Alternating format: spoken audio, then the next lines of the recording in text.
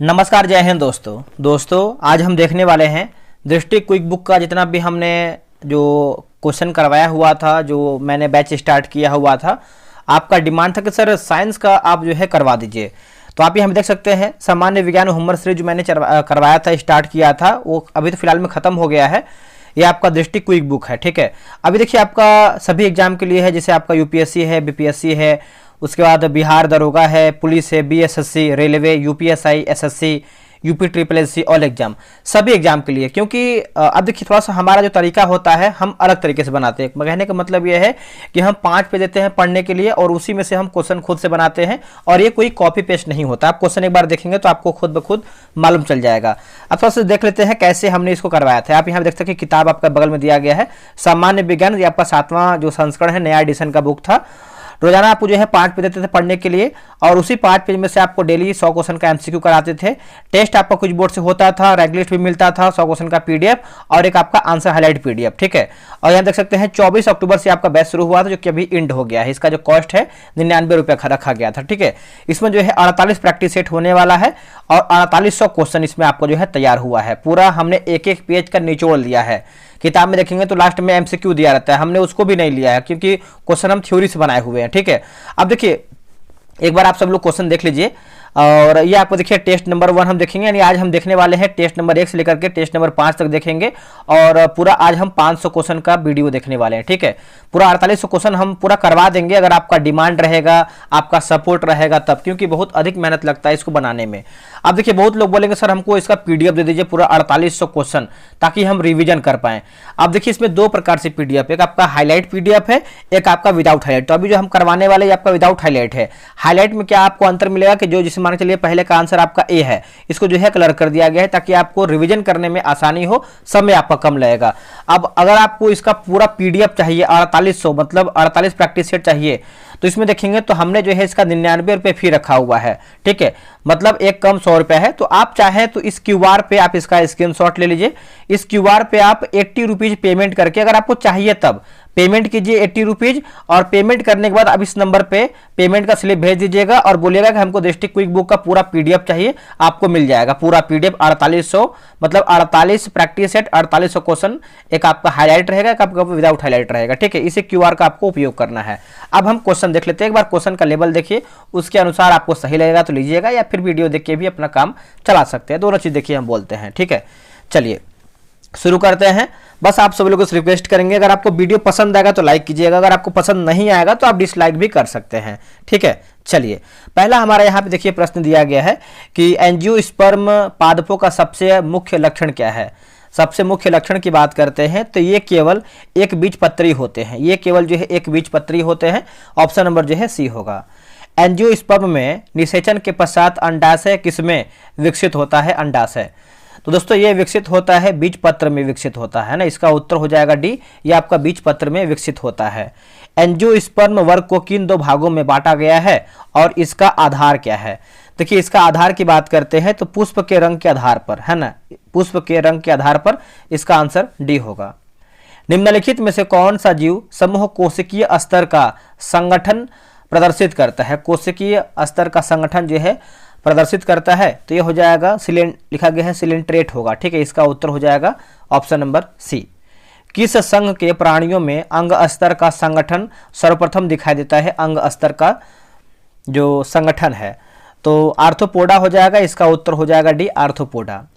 अगला प्रश्न है कि अरी समिति निम्नलिखित में से किस समूह में पाई जाती है।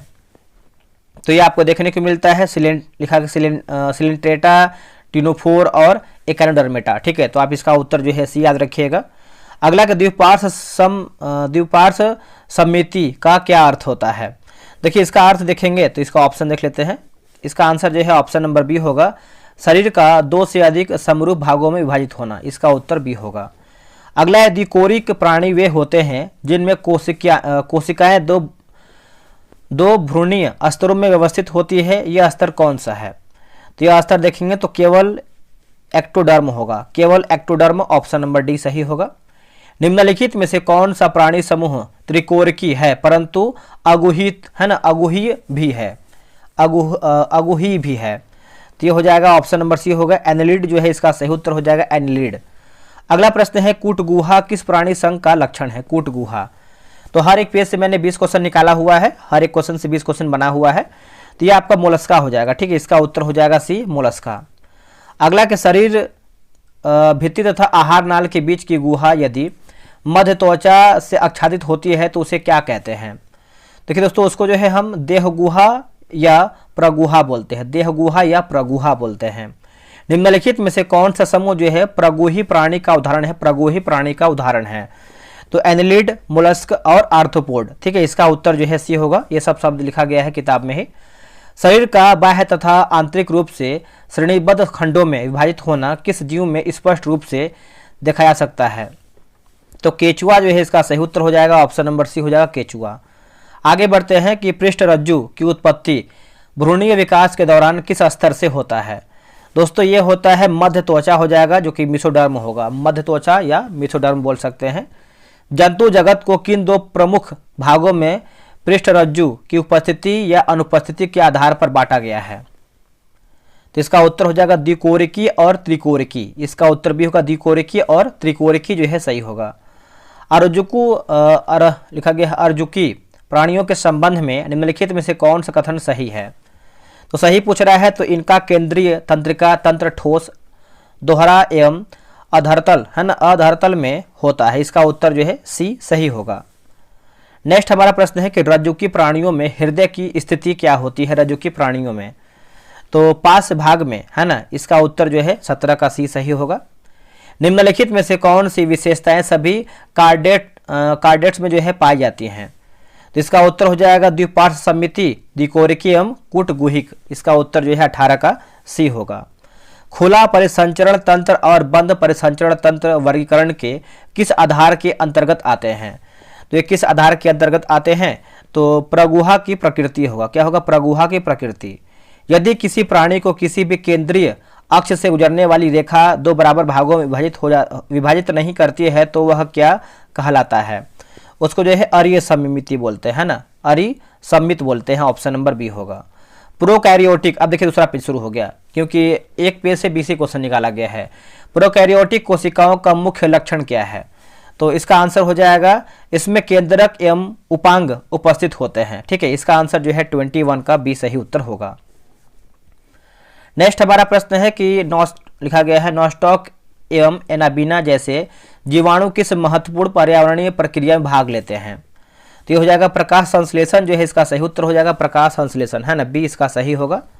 निम्नलिखित में से कौन सा जीव समूह पोषकों के पुनर्चक्रण जैसे नाइट्रोजन फास्फोरस में महत्वपूर्ण भूमिका निभाता है? आंसर हो जाएगा जीवाणु है ना, बैक्टीरिया, ऑप्शन नंबर सी होगा। अधिकांश कवक पोषण की दृष्टि से किस श्रेणी में आते हैं? तो ये सब जो है आते हैं परजीवी के श्रेणी में, ऑप्शन नंबर सी होगा परजीवी। ब्रेड और बियर बनाने में निम्नलिखित में से किस जीव समूह का उपयोग किया जाता है? तो ये होता है कवक का है ना, इसका उत्तर हो जाएगा सी, कवक का उपयोग होता है। गेहूं का रस्ट रोग, देखिए गेहूं का रस्ट रोग निम्नलिखित में से किसके कारण होता है? दोस्तों ये होता है प्रोटोजोआ के कारण होता है, ठीक है, इसका उत्तर हो जाएगा सी प्रोटोजोआ। नेक्स्ट हमारा प्रश्न है निद्रा रोग का कारण बनने वाला ट्रिपेनोसोमा किस जीव वर्ग से संबंधित है? तो ये हो जाएगा जीवाणु जो है इसका सही उत्तर हो जाएगा, 27 का ऑप्शन नंबर सी होगा जीवाणु। मलेरिया तथा पेचिस जैसे रोगों का कारक जीव समूह कौन सा है? तो ये हो जाएगा जीवाणु हो जाएगा, इसका उत्तर हो जाएगा बी जीवाणु। सर्दी जुकाम तथा फ्लू में एंटीबायोटिक दवाएं प्रभावशाली क्यों नहीं होती हैं? तो प्रभावशाली की बात करते हैं क्योंकि ये रोग विषाणुओं द्वारा जो है फैलते हैं, इसका आंसर जो है 29 का सी सही होगा। पादप जगत के जीवों की कोशिका भित्ति मुख्यतः किससे बनी होती है? तो मुख्यतः देखेंगे तो हो जाएगा पेप्टिडोग्लाइकन है ना, इसका आंसर देखेंगे तो ऑप्शन नंबर जो है बी सही होगा। पादप जगत के किस उपवर्ग के पौधों का शरीर मूल तना तथा पत्तियों में विभाजित नहीं होता है? तो नहीं होता है तो टेरिडोफाइटा जो है इसका सही उत्तर हो जाएगा, ऑप्शन नंबर सी हो जाएगा टेरिडोफाइटा। अगला है यूलोथ्रिक्स और स्पायरोगायरा किस पादप वर्ग के उदाहरण हैं? बताइए इसका आंसर क्या होगा? देखिए इसका सही आंसर देखेंगे 32 का, तो टेरिडोफाइटा जो है इसका सही उत्तर हो जाएगा, ऑप्शन नंबर सी हो जाएगा टेरिडोफाइटा, ठीक है, आप इसको याद रखिएगा। आगे बढ़ते हैं पादप जगत का उभयचर किस वर्ग के पौधों को कहा जाता है? बताइए इसका आंसर क्या होगा? देखिए इसका सही आंसर देखेंगे तो ब्रायोफाइटा जो है इसका सही उत्तर हो जाएगा ब्रायोफाइटा। क्वेश्चन का देखिए लेवल किस तरीके से, बिल्कुल एग्जाम की तरह ही आपको क्वेश्चन देखने को मिलेगा। ब्रायोफाइटा वर्ग के पादपों की मुख्य विशेषता क्या है? देखिए मुख्य विशेषता की बात करते हैं तो ये नग्न बीजी होते हैं, ठीक है, इसका उत्तर हो जाएगा सी, ये नग्न बीजी होते हैं। पादप जगत का वह कौन सा वर्ग है जिसमें शरीर जड़ तना तथा पत्तियों में विभाजित होता है और संवहन ऊतक भी उपस्थित होता है? तो ये आपका टेरिडोफाइटा जो है इसका सही उत्तर हो जाएगा टेरिडोफाइटा।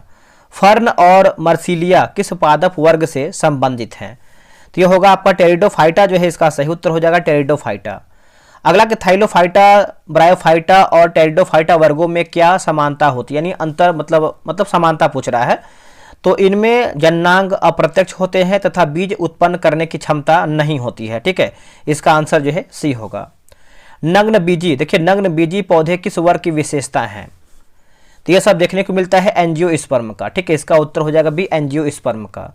अगला के पाइनस तथा साइकस किस पादप वर्ग के उदाहरण हैं? तो यह सब देखने को मिलता है ब्रायोफाइटा का, ठीक है, इसका उत्तर हो जाएगा बी ब्रायोफाइटा। निम्नलिखित में से कौन यूकैरियोटिक कोशिका संरचना का उदाहरण है? इसका उत्तर हो जाएगा एनाबीना जो है इसका सही उत्तर हो जाएगा एनाबीना। वर्गीकी का पिता किसे कहा जाता है? देखिए इसको दोस्तों हम क्या कहते हैं, इसको जो है RH विटेकर कहते हैं, ठीक है, RH विटेकर, ठीक है। तो इसका आंसर देखेंगे तो ऑप्शन नंबर जो है 41 का ए सही होगा। जीवों के नामकरण की द्विनाम पद्धति किसने प्रचलित किया है? तो इसका राइट आंसर क्या होगा? देखिए इसका सही आंसर देखेंगे तो option number C Charles Darwin जो है इसका सही उत्तर हो जाएगा चार्ल्स डार्विन, ठीक है, सी इसका जो है सही उत्तर होगा। आगे बढ़ते हैं। द्विनाम पद्धति के अनुसार मानव के वैज्ञानिक नाम जैसे आपका होमोसेपियंस, होमो और सेपियंस क्रमशः क्या दर्शाते हैं? तो ये सब जो है गण और कुल दर्शाते हैं, ठीक है, इसका उत्तर हो जाएगा डी, गण और कुल दर्शाते हैं। आधुनिक जीव विज्ञान में सर्वाधिक मान्यता प्राप्त 5 जगत वर्गीकरण किसने प्रस्तुत किया है? तो इसका उत्तर हो जाएगा दमित्री इवानोव्स्की हो जाएगा, इसका उत्तर जो है बी सही होगा। RH विटेकर के वर्गीकरण के अनुसार कौन सा जगत एक कोशिकीय प्रोकैरियोटिक जीवों का समूह है? तो पादप जो है इसका सही उत्तर हो जाएगा ऑप्शन नंबर डी होगा पादप। नीलहरित शैवाल जिन्हें साइनोबैक्टीरिया भी कहते हैं किस जगत के अंतर्गत आते हैं? तो पादप जो है इसका सही उत्तर हो जाएगा ऑप्शन नंबर सी हो जाएगा पादप। नेक्स्ट हमारा प्रश्न है, एक कोशिकीय यूकैरियोटिक जीवों जैसे शैवाल, उसके बाद डायटम, प्रोटोजोआ को किस जगत में रखा गया है? इसको जो है रखा गया है प्रोटिस्टा के जगत में, है ना, इसका उत्तर हो जाएगा सी। कौन सा जगत पादप जंतु एवं कवक जगत के बीच एक कड़ी का कार्य करता है? एक कड़ी का कार्य करता है तो ये हो जाएगा विषाणु हो जाएगा, वायरस, ऑप्शन नंबर सी होगा विषाणु। कवकों की कोशिका भित्ति किस जटिल शर्करा की बनी होती है? तो ये बनी होती है काइटिन की बनी होती है ना, इसका उत्तर हो जाएगा बी काइटिन की। निम्नलिखित में से कौन सा जीव समूह विषमपोषी है और पोषण के लिए सड़े गले कार्बनिक पदार्थों पर निर्भर करता है, अंततः मृतजीवी कहलाता है? तो कवक जो है इसका सही उत्तर हो जाएगा 50 का ऑप्शन नंबर सी हो जाएगा कवक। एस्ट, पेनिसिलियम और मशरूम किस जगत के सदस्य हैं? तो ये हो जाएगा मोनेरा जगत का सदस्य है, इसका उत्तर हो जाएगा सी मोनेरा। विषाणु की खोज का श्रेय किस रूसी वैज्ञानिकों को दिया जाता है जिन्होंने 1892 में तंबाकू में मोज़ेक रोग का पता लगाया था? बिल्कुल देखिए एग्जाम की तरह ही क्वेश्चन है, ये सब क्वेश्चन रिवीजन करके आपको जाना चाहिए, ठीक है। तो दमित्री इवानोव्स्की जो है इसका सही उत्तर हो जाएगा 52 का ऑप्शन नंबर जो है सी सही होगा। तो चलिए इसको भी देख लेते हैं। देखिए आप चाहें तो जैसे यहाँ पे देखिए QR दिया गया है, ठीक है, आप इसको QR पे जो है जितना भी मैंने आपको पेमेंट बताया था करीबन आप 80 रुपये जो है पेमेंट करके आप जो है इस QR पे मतलब पेमेंट कीजिएगा और इस नंबर पे जो है पेमेंट का स्लिप भेज दीजिएगा। बोलिएगा कि हमको एडुटेरिया का पूरा 48 प्रैक्टिस सेट चाहिए, हाईलाइट और विदाउट हाईलाइट सब आपको मिल जाएगा। और हर मैंने 5-5 पेज पे ये सब 100 क्वेश्चन बनाया हुआ है, हर पेज से मैंने 20 क्वेश्चन बनाया हुआ है, ठीक है। चलिए देखिए यहाँ पे लिखा गया है, पहला प्रश्न है कि कोशिका को जीवधारी की आधारभूत संरचना एवं क्रियात्मक इकाई क्यों माना जाता है? और क्वेश्चन बिल्कुल एग्जाम लेवल है, ये नहीं कि कोई भी क्वेश्चन उठा के आपको दे दिए। क्योंकि कोशिकाएं स्वतः जनन का सामर्थ्य रखती हैं, क्योंकि सभी जैविक क्रियाएं कोशिकाओं के भीतर होती है। तो ऑप्शन नंबर सी ए और बी हमारा दोनों कथन सही है। जो विज्ञान की वह शाखा जिसमें कोशिका का अध्ययन किया जाता है वो कहलाती है क्या? तो साइटोलॉजी हो जाएगा, इसका उत्तर हो जाएगा भी साइटोलॉजी। सर्वप्रथम जीवित एवं मुक्त कोशिकाओं की खोज किस वैज्ञानिक ने किया था? तो लीवेनहॉक हो जाएगा, इसका उत्तर हो जाएगा सी लीवेनहॉक। संसार की सबसे छोटी कोशिका निम्नलिखित में से कौन सी है? तो माइकोप्लाज्मा जो कि गैलीसेप्टिकम, ऑप्शन नंबर जो है सी होगा। मानव शरीर में पाई जाने वाली सबसे लंबी कोशिका कौन सी है? तो सभी को पता है सबसे लंबी कोशिका जो है आपको हो जाएगा तंत्रिका तंत्र का न्यूरॉन, ऑप्शन नंबर सी। निम्नलिखित में से कौन सा लक्षण प्रोकैरियोटिक कोशिका से संबंधित नहीं है? तो नहीं है पूछ रहा है, तो केंद्रक, झिल्ली और केंद्रिका उपस्थिति होते हैं, ऑप्शन नंबर डी होगा। प्रोकैरियोटिक कोशिका में आनुवांशिक पदार्थ यानी डीएनए कहाँ मौजूद रहता है? दोस्तों ये रहता है आपका न्यूक्लियोइड क्षेत्र में है, न्यूक्लियोइड में, ऑप्शन नंबर जो है सी हो जाएगा। किस प्रकार की कोशिका में डीएनए प्रोटीन के साथ जुड़ा हुआ होता है और हिस्टोन प्रोटीन उपस्थित होता है? तो यूकैरियोटिक कोशिका हो जाएगा, इसका उत्तर भी होगा यूकैरियोटिक कोशिका। यूकैरियोटिक कोशिकाओं में किस प्रकार के जो है राइबोसोम पाए जाते हैं? तो राइबोसोम की बात करते हैं 70 और 80 दोनों प्रकार के होते हैं, ऑप्शन नंबर सी। कोशिका में पाए जाने वाले केंद्रक की उपस्थिति के आधार पर कोशिकाएं मूल रूप से कितने प्रकार की होती हैं? तो ये 2 प्रकार की होती हैं, इसका उत्तर हो जाएगा भी 2 प्रकार। प्रोकैरियोटिक कोशिकाओं में झिल्ली युक्त कोशिकांग जैसे माइटोकॉन्ड्रिया, हरित लवक क्यों अनुपस्थित होते हैं? इसका आंसर हो जाएगा कोशिका द्रव में झिल्ली युक्त कोशिकांग अनुपस्थित होता है, यही आपका ऑप्शन नंबर डी होगा। माइटोकॉन्ड्रिया की अनुपस्थिति में प्रोकैरियोटिक कोशिकाओं में श्वसन और कोशिकीय विभाजन का कार्य किसके समरूप रचनाएं करती हैं? तो लिखा हो जाएगा, इसका उत्तर हो जाएगा सी, मिसोसोम जो है सही हो जाएगा, मिसोसोम। निम्नलिखित में से कौन कोशिका का पावर हाउस कहलाता है? तो माइटोकॉन्ड्रिया हो जाएगा, ठीक है, इसका उत्तर हो जाएगा सी, माइटोकॉन्ड्रिया। माइटोकॉन्ड्रिया को कोशिका का पावर हाउस कहा जाता है क्योंकि यह देखिए श्वसन क्रिया को संपादित करता है और ऊर्जा एटीपी के रूप में संचित रहता है या फिर संचित होती है, ठीक है। इसका आंसर जो है 14 का सी हो जाएगा, ठीक है, 14 का बी होगा, माफ कीजिएगा 14 का बी हो जाएगा। नेक्स्ट हमारा है कि माइटोकॉन्ड्रिया में उपस्थित गोलाकार डीएनए और 70 राइबोसोम पाया जाना किस प्रकार की कोशिका का लक्षण है? तो यह है प्रोकैरियोटिक का है, इसका उत्तर हो जाएगा बी, प्रोकैरियोटिक। बहुकोशिकीय जीव किसे कहते हैं? बहुकोशिकीय जीव की बात करते हैं, ऐसे जीव जो एक से अधिक कोशिकाओं से मिलकर बने होते हैं, इसको हम बहुकोशिकीय जीव कहते हैं। यूकैरियोटिक कोशिकाएं किसमें नहीं पाई जाती हैं? किसमें? तो देखिए जीवाणु में, इसका उत्तर हो जाएगा सी। प्रोकैरियोटिक कोशिका में गुणसूत्रों की संख्या कितनी होती है? तो ये होती है 1। मानव शरीर में पाए जाने वाले सबसे बड़ी कोशिका कौन सी है? तो अंडाणु हो जाएगा, इसका उत्तर हो जाएगा सी। कोशिका शब्द का प्रयोग सर्वप्रथम कब और किसके द्वारा जो है किया गया था? तो 1665 में किया गया था, रॉबर्ट हुक के द्वारा किया गया था, ऑप्शन नंबर बी होगा। निम्नलिखित में से कौन सा कथन कोशिका को जीवधारी की आधारभूत इकाई के रूप में परिभाषित करता है? ठीक है, तो इसका उत्तर हो जाएगा जैसे कोशिका स्वतः जनन का सामर्थ्य रखती है, सभी जैविक क्रियाएं कोशिकाओं के भीतर होती हैं, तो आप बोल सकते हैं सी, ए और बी हमारा सही होगा। जो विज्ञान की वह शाखा जिसमें कोशिका का अध्ययन किया जाता है कोशिका विज्ञान कहलाती है। सर्वप्रथम जीवित एवं मुक्त कोशिकाओं की खोज का श्रेय किस वैज्ञानिक को दिया जाता है? तो लीवेनहॉक हो जाएगा, इसका उत्तर हो जाएगा भी, लीवेनहॉक। संसार की सबसे छोटी कोशिका माइकोप्लाज्मा जो कि गैलीसेप्टिकम है, और संसार की सबसे बड़ी कोशिका शुतुरमुर्ग का अंडा है। मानव शरीर में पाई जाने वाली सबसे लंबी कोशिका कौन सी है? तो तंत्रिका तंत्र का neuron, option number C. Prokaryotic कोशिकाओं में आनुवांशिक पदार्थ यानी डीएनए कोशिका द्रव्य के किस विशेष क्षेत्र में जो है मौजूद रहते हैं? तो न्यूक्लियोइड हो जाएगा, ऑप्शन नंबर जो है इसका सी सही आंसर होगा। नेक्स्ट है निम्नलिखित में से कौन सा लक्षण प्रोकैरियोटिक कोशिका से संबंधित नहीं है? तो जैसे इनमें डीएनए प्रोटीन के साथ जुड़ा हुआ होता है तथा हिस्टोन प्रोटीन उपस्थित होता है, यही आपका नहीं है गलत, मतलब ये गलत हो जाएगा। बाकी इनमें गुणसूत्रों की संख्या केवल एक ही होती है। इनमें केंद्रक, झिल्ली और केंद्रिका अनुपस्थित होता है।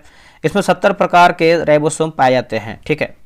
यूकैरियोटिक कोशिकाएं विषाणु एवं जीवाणु को छोड़कर सभी पौधे तथा जंतु में पाई जाती हैं। इनमें किस प्रकार के राइबोसोम उपस्थित होता है? तो ये हो जाएगा 70 और 80 दोनों प्रकार के, ऑप्शन नंबर सी। माइटोकॉन्ड्रिया केवल यूकैरियोटिक कोशिका में पाई जाती है। प्रोकैरियोटिक कोशिकाओं में इसके समरूप रचनाएं मिसोसोम पाई जाती हैं। मिसोसोम का मुख्य कार्य क्या है? तो श्वसन तथा कोशिका विभाजन, इसका उत्तर जो है 27 का सी होगा। माइटोकॉन्ड्रिया को कोशिका का पावर हाउस क्यों कहा जाता है? इसको देखेंगे तो हम, क्योंकि यह ऊर्जा को एटीपी के रूप में संचित करता है। इसका उत्तर जो है 28 का बी होगा। कोशिका द्रव में पाए जाने वाले सबसे बड़े अंगक कौन से हैं जो केवल पादप कोशिकाओं व कुछ प्रोटोजोआ जैसे यूग्लिना में जो है पाए जाते हैं? तो लवक हो जाएगा, इसका उत्तर हो जाएगा सी लवक। कच्चे टमाटर का पकने पर लाल रंग का हो जाना किस प्रक्रिया का उदाहरण है? तो हरित है ना, हरित लवक का वर्णी लवक में परिवर्तन, ऑप्शन नंबर बी हो जाएगा। निम्नलिखित में से कौन सा वर्णक हल्दी के रंग के लिए उत्तरदायी है? तो इसका उत्तर हो जाएगा जैंथोफिल होगा, है ना, इसका उत्तर हो जाएगा डी जैंथोफिल। अगला है कि यहाँ पर लिखा गया है कि अवर्णी लवक पौधे में पाए जाने, मतलब पौधे में कहाँ पाए जाते हैं और इनका मुख्य कार्य क्या है?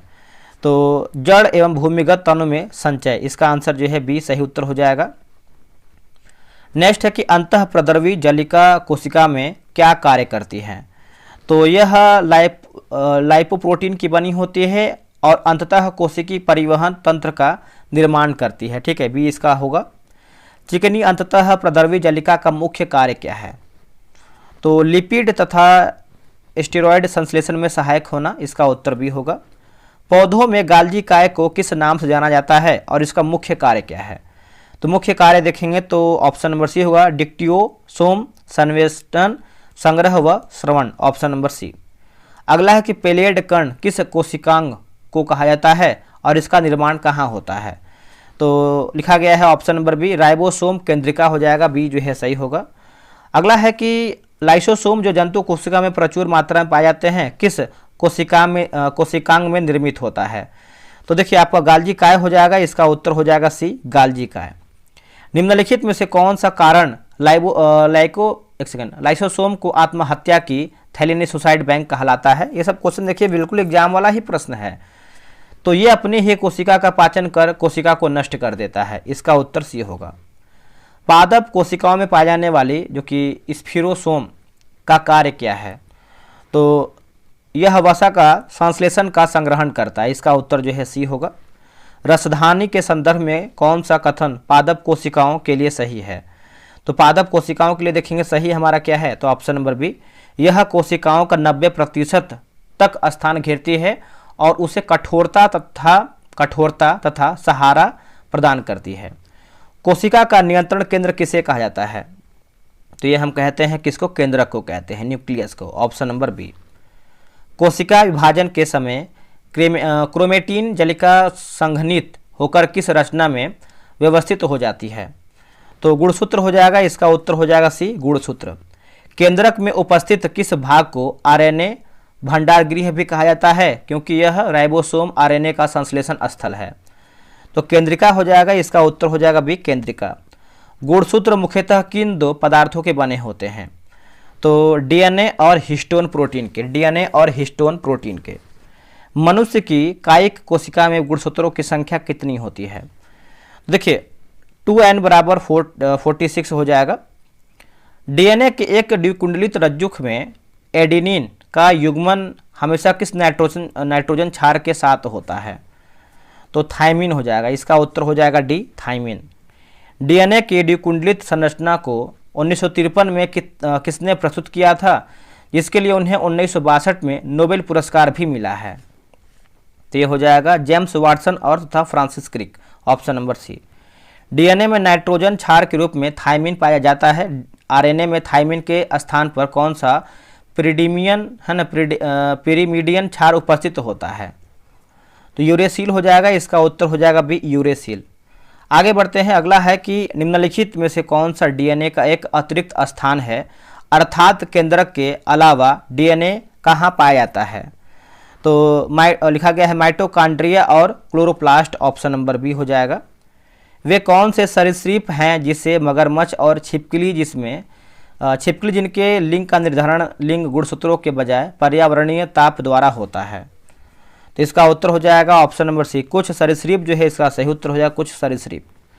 प्रोकैरियोटिक कोशिकाओं जैसे आपका बैक्टीरिया नीलहरित शैवाल में केंद्रक पूर्ण विकसित नहीं होता है, इस कारण इसे क्या कहा जाता है क्या? देखिए इसको आप देखेंगे तो जैसे आपका इनसिपिएंट न्यूक्लियस हो जाएगा, ठीक है। इसका आंसर जो है 51 का बी सही होगा। अगला कि डीएनए अणु में शर्करा फास्फेट आधार की प्रक्रिया कैसी होती है? तो ऋणात्मक रूप से आवेशित एवं जलरागी, ऑप्शन नंबर सी। अगला है कोशिका के केंद्र की खोज रॉबर्ट ब्राउन ने किस वर्ष किया है? तो 1831 हो जाएगा, इसका उत्तर हो जाएगा बी। गुणसूत्र का शीर्ष भाग क्या कहलाता है? इसको जो है हम जैसे लियोमियर कहते हैं, क्या कहते हैं, एक सेकेंड, टेलोमियर। डीएनए एवं आरएनए की संरचना निर्माण करने वाले 3 प्रमुख कार्य प्रमुख कार्य कौन से हैं? तो नाइट्रोजन क्षार, शुगर और फास्फोरिक अम्ल होगा, ठीक है, इसका उत्तर बी होगा। डीएनए में फ्यूरीन श्रेणी के अंतर्गत पाए जाने वाले नाइट्रोजन क्षार कौन से हैं? तो एडेनिन और guanine, option number B. RNA मुख्य रूप से किस जैविक प्रक्रिया में भाग लेता है? तो प्रोटीन निर्माण हो जाएगा, ठीक है, इसका उत्तर हो जाएगा सी, प्रोटीन निर्माण। आगे हमारा है कि मनुष्य में लिंग निर्धारण के लिए कौन सा गुणसूत्र जो है जोड़ा उत्तरदायी होता है? तो 23वां जोड़ा हो जाएगा, इसका उत्तर हो जाएगा सी, 23वां जोड़ा। अगला कि डीएनए का मूल कार्य क्या है? डीएनए का मूल कार्य की बात करते हैं तो लक्षणों या गुणों को माता पिता से संतानों में पहुंचाना, ऑप्शन नंबर बी होगा। केंद्रक झिल्ली की बाहरी परत किस अंतःकोशिकीय जलिका से जुड़ी होती है जिस पर राइबोसोम्स भी पाए जाते हैं? तो लिखा गया रुक्ष अंततः प्रद्रवी जलिका, ऑप्शन नंबर बी होगा। मैसेंजर आरएनए का मुख्य कार्य क्या है? देखिए इसका मुख्य कार्य देखेंगे तो प्रोटीन संश्लेषण स्तर पर डीएनए में अंकित संरचनाओं को लाना, ऑप्शन नंबर बी होगा। राइबोसोम डीएनए आरएनए के संदर्भ में निम्नलिखित कथनों पर विचार कीजिए, ठीक है। तो जैसे ऑप्शन नंबर ए होगा 1 और 2, इसका निर्माण केंद्रिका में होता है। यह कोशिका में उपस्थित समस्त आरएनए का लगभग 80% होता है, ठीक है, तो ये आपका सही होगा। किस भारतीय मूल के जीव वैज्ञानिक का महत्वपूर्ण योगदान टीआरएनए की संरचना जानने में रहता है जिसके लिए उन्हें 1959 में नोबेल पुरस्कार जो है प्रदान किया गया? देखिए इसका आंसर जो है 63 का Hargobind Khorana, option number B. DNA में कौन सा पिरिमिडीन क्षार पाया जाता है? तो ये हो जाएगा साइटोसिन तथा थाइमिन, ऑप्शन नंबर सी होगा। आरएनए में पेंटोस शुगर के रूप में क्या उपस्थित होता है? ठीक है, उपस्थित की बात कर लेते हैं तो ये रहा आपके सामने ऑप्शन 65 का, जैसे आपका डीऑक्सी राइबोज होगा। अगला के डीएनए और आरएनए के कार्यों के संदर्भ में निम्नलिखित में से कौन सा युग्म सही सुमेलित है? तो डीएनए आनुवांशिक सूचनाओं का हस्तांतरण, ऑप्शन नंबर सी। जीन के संबंध में निम्नलिखित कथनों में से कौन आपका सही है? तो जैसे आपका जीन आनुवांशिकता की इकाई है। यूकैरियोटिक जीवों में जीन केवल डीएनए का बना होता है। वायरस में जीन डीएनए अथवा आरएनए से बना हो सकता है। तो आप बोल सकते हैं ऑप्शन नंबर डी 1, 2, 3 हमारा राइट होगा। ह्यूमन जीनोम प्रोजेक्ट के अनुसार मानव में लगभग कितने मानव प्रोटीन कोडिंग जीन्स हैं? ठीक है, तो 20,000 से 25,000। जीन अपना कार्य किसके माध्यम से करता है?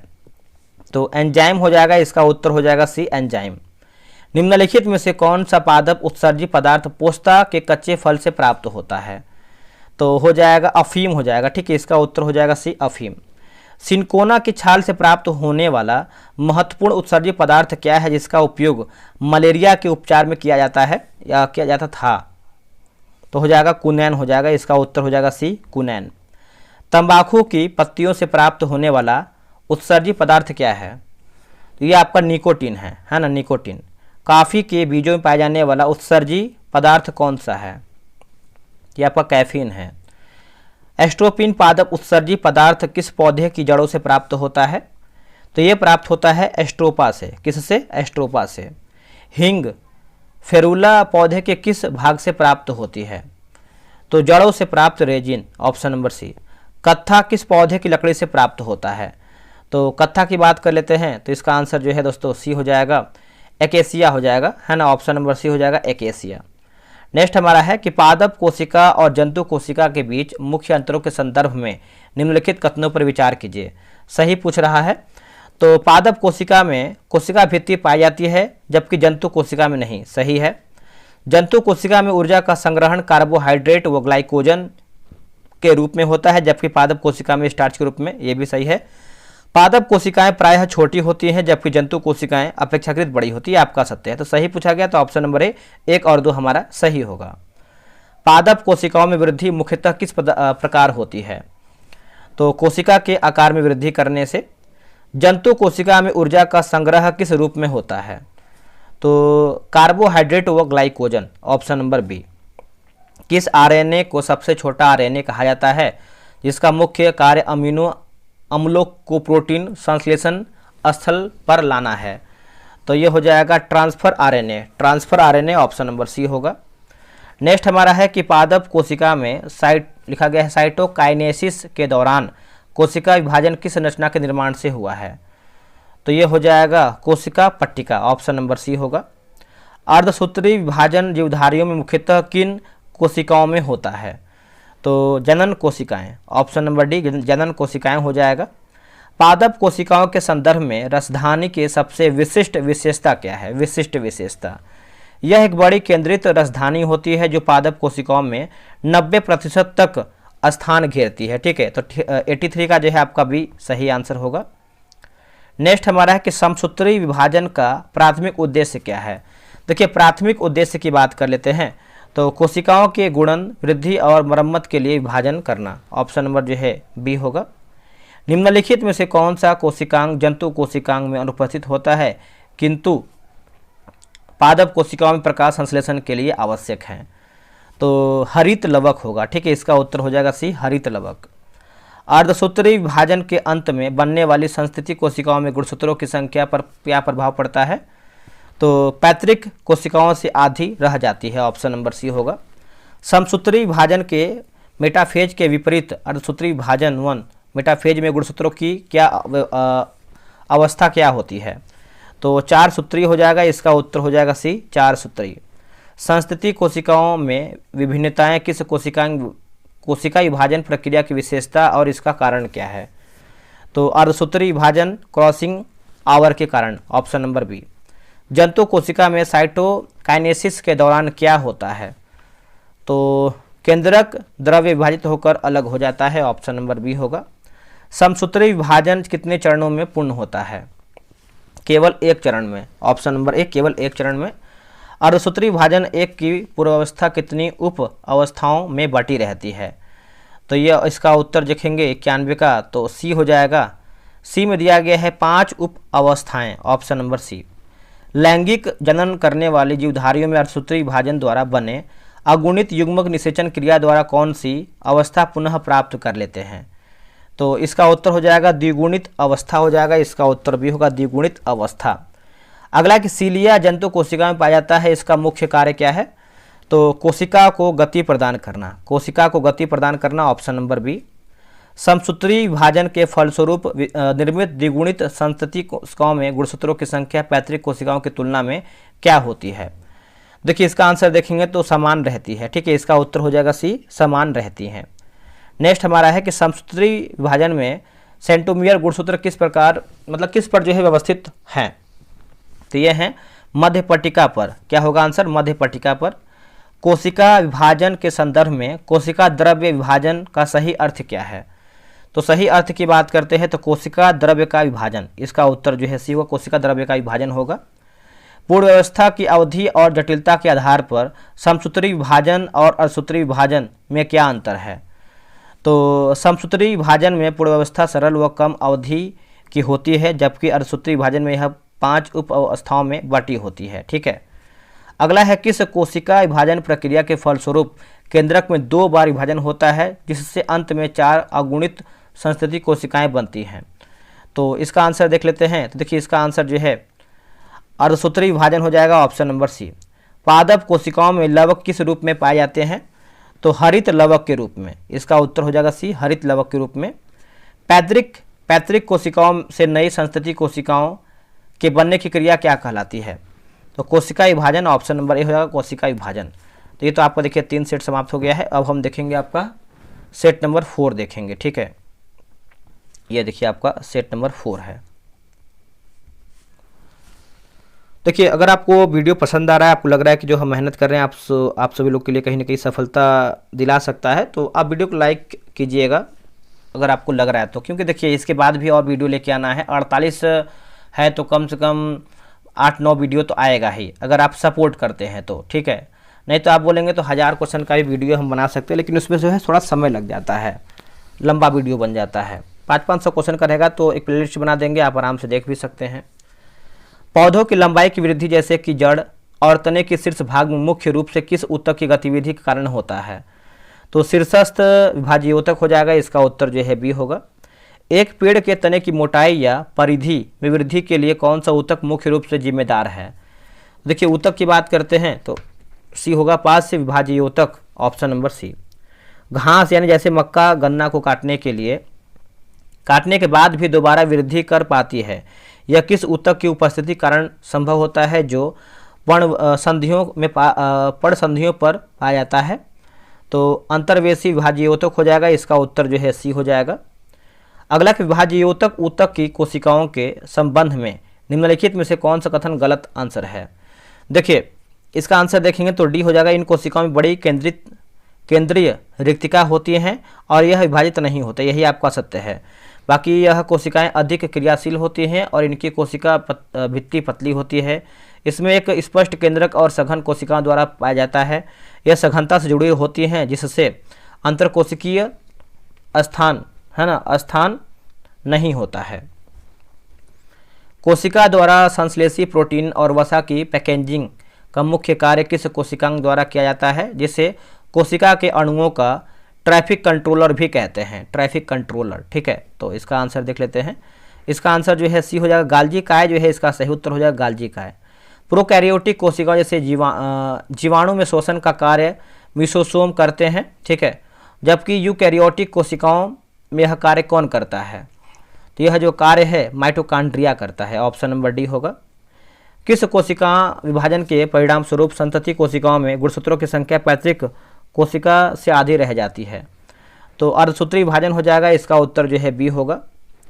जीवों में विभिन्नताओं की उत्पत्ति के लिए कौन सा कोशिका विभाजन मुख्य रूप से उत्तरदायी है?